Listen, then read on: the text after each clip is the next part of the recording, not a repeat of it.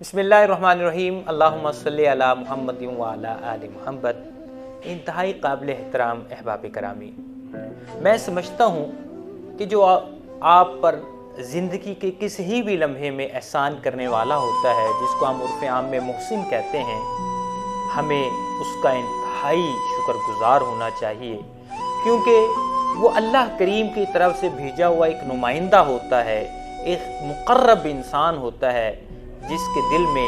خداوند کریم آپ کی محبت اور آپ کی کامیابی کے حوالے سے کچھ القاء کرتا ہے، اور یوں وہ آپ کا محسن زندگی کے ان لمحات میں جب آپ کچھ بھی نہیں ہوتے، آپ کو تھپکی دے کر، آپ پر احسان کر کر آپ کو بلندیوں پر پہنچا دیتا ہے۔ اور یہ یاد رکھیں کہ جو اپنے محسن کا شکر گزار نہیں، جس نے اس کی زندگی میں احسان کیا اور آپ کو تھپکی دے کر آپ کو عروج پر پہنچایا، اگر آپ اس کے شکر گزار نہیں ہوں گے، اس کے ساتھ بے وفائی کریں گے، تو یاد رکھیں وہ جو آپ کی کامیابی ہے وہ بہت ہی مختصر ہوگی، اور ایک دن آپ آسمان سے زمین پر آ پٹخیں گے، اور پھر آپ کی کامیابی